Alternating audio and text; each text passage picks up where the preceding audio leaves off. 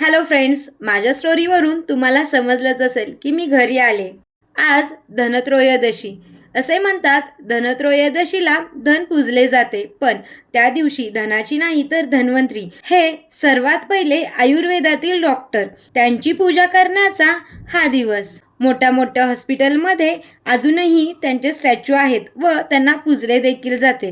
आत्तापर्यंत तुम्ही पाहिलेच असेल की मी लवकर उठून आवरून काय काय केले. कॉलेजला गेले आणि काल बोलले होते ना, BIAची टेस्ट होती, त्यात 7 मार्क पडले, तेही 10 पैकी.